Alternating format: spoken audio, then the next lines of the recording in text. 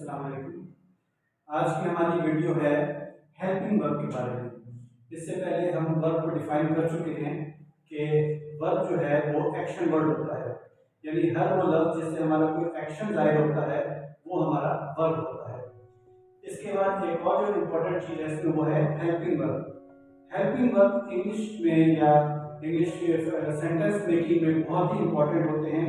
इनके बगैर मुकम्मल इंग्लिश नहीं हो पाती है।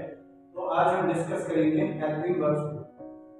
देखिए हेल्पिंग वर्ब जो है हमारे पास, पहले तो एक उसकी लिस्ट बना लेते हैं और उसके साथ साथ आपको बता भी देते हैं कि हेल्पिंग वर्ब क्यों जरूरी है। हमारे पास हेल्पिंग वर्ब जो मौजूद हैं ये मैंने सामने लिखे हुए हैं। ये हमारे हेल्पिंग वर्ब हैं। मसलन is, am, are, was, were, will, would, shall, should, can, could, may, might, do, does, did, has, have और had। ये एक लिस्ट है हमारे हेल्पिंग वर्ब्स की, जिसको हम शॉर्ट फॉर्म में HVs कहते हैं, यानी हेल्पिंग वर्ब्स HVs। तो ये हमारे हैं helping verbs. Is, am, are, was, were, will, would, shall, should, can, could, may, might, do, does, did, has, have और had। ये है हमारे हेल्पिंग वर्ब्स। जब हमने इस लिस्ट को देख लिया, अपनी हेल्पिंग वर्ब्स की लिस्ट को, अब आइए कि इसका इस्तेमाल कहाँ होता है और ये इंग्लिश में क्यों जरूरी है। हेल्पिंग वर्ब्स को हम 3-4 जगह इस्तेमाल करते हैं। नंबर 1, हम सेंटेंस को मुकम्मल करने में हेल्पिंग वर्ब का इस्तेमाल करते हैं। मिसाल के तौर पर अगर हमारे पास एक सेंटेंस ऐसा है कि आई टीचर, तो बहुत ही अजीब सा लग रहा है जुमला बोलते हुए भी और लिखते हुए भी, अगर इसमें हेल्पिंग वर्ब मौजूद नहीं है। लेकिन अगर मैं यहाँ ये लिख दूं कि हेल्पिंग वर्ब लिख दूं कि आई एम टीचर, मैं टीचर हूं, आई एम टीचर, इस एम ने इस सेंटेंस को मुकम्मल कर दिया। अगर ये हेल्पिंग वर्ब एम ना होता तो सेंटेंस हमारा मुकम्मल नहीं होता। इसी तरह से अगर हो कि they playing in the ground, तो ये सेंटेंस कंप्लीट नहीं होता जब तक कि इसमें आर हेल्पिंग वर्ब ना आ जाए। They are playing in the ground. तो हमने देखा कि सबसे पहले तो सेंटेंस को कंप्लीट करने में हेल्पिंग वर्ब बहुत ही इंपॉर्टेंट रोल अदा करते हैं। दूसरी बात यह कि हेल्पिंग वर्ब आपका जो सेंटेंस है उसको चेंज करते हैं, यानी जो पॉजिटिव सेंटेंस है उसको नेगेटिव बनाने में काम आते हैं और जो नेगेटिव है उसको अफर्मेटिव में लेकर चले जाते हैं या क्वेश्चन में ले जाते हैं आपके, जिसको आप सवालिया जुमला भी कहते हैं अपनी उर्दू में। मिसाल के तौर पर जैसे सेंटेंस हमारा यू आर रीडिंग, आप पढ़ रहे हैं। इसमें देखिए हमारे पास 3 इसके हिस्से हैं। यू जो कि हमारा सब्जेक्ट है, यानी काम करने वाला, और आर जो है ये हमारा हेल्पिंग वर्ब है, और रीडिंग कर रहे हैं, ये रीडिंग पर काम हो रहा है, ये हमारे साथ ऑब्जेक्ट है। तो देखिए यू आर रीडिंग, आप पढ़ रहे हैं, ये हमारा अफर्मेटिव या पॉजिटिव सेंटेंस है, सादा जुमला।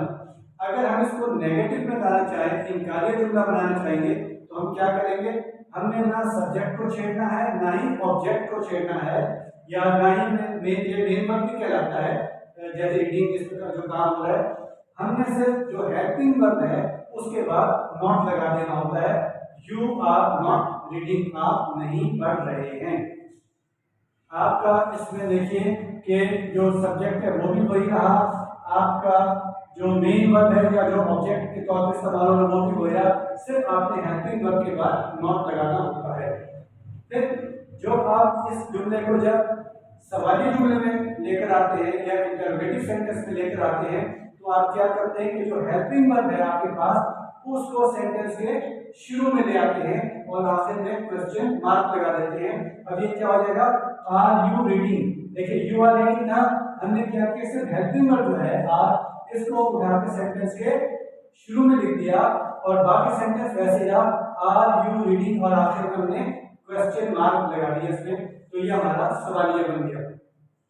तो हमने क्या देखा कि हेल्पिंग वर्ब्स हमारा जो सेंटेंस है उसको नेगेटिव बनाने में या इंटरोगेटिव या सवालिया जुमला बनाने में हमारी मदद करते हैं। इसके बगैर ना तो इनकारिया जुमला बनेगा, नेगेटिव सेंटेंस बनेगा, और ना ही वो हमारा सवालिया जुमला बनेगा जिसको आप इंटरोगेटिव कहते हैं। फिर इसी तरह से आप इससे आगे आए तो इसका एक और इस्तेमाल बहुत ही इंपॉर्टेंट होता है हमारे इंग्लिश में, वो ये है कि ये टेंस चेंज कर देता है। सेंटेंस तो चेंज हो रहा है नेगेटिव इंटरवेटिव, लेकिन ये टेंस भी बदलता है, यानी जो आपका सेंटेंस है उसका जमाना बदलता है। मसलन आई एम टेकिंग द क्लास, मैं क्लास ले रहा हूँ।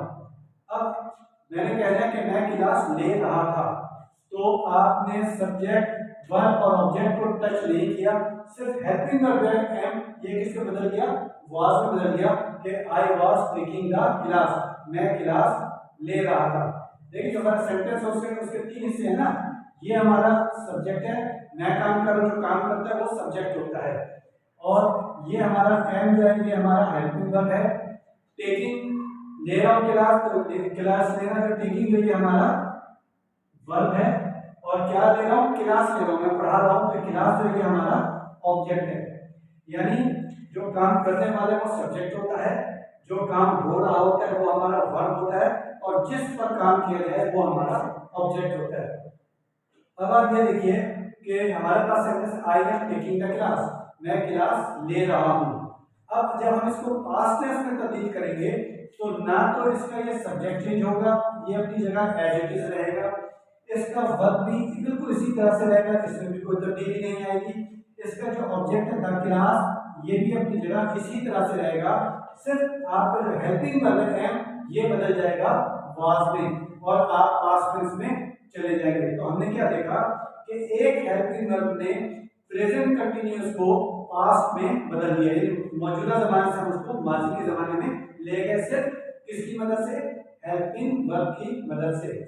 इसी तरह जब हम इस सेंटेंस को फ्यूचर में लेकर जाएंगे यानी मुस्तकबिल में लेकर जाएंगे, वहां पर भी आपका सब्जेक्ट अनचेंज रहेगा, उसमें तब्दीली नहीं आएगी, जो आपका वर्ब है यानी एक्शन वर्ब उसमें कोई तब्दीली नहीं आएगी, जो आपका ऑब्जेक्ट है द क्लास उसमें कोई तब्दीली नहीं आएगी, बस सिर्फ क्या होगा, जो आपका हेल्पिंग है, हेल्पिंग वर्ब है वो आपका हो जाएगा यहाँ पर will be, I will be taking the class, तो इस तरह से हम फ्यूचर में चले जाएंगे।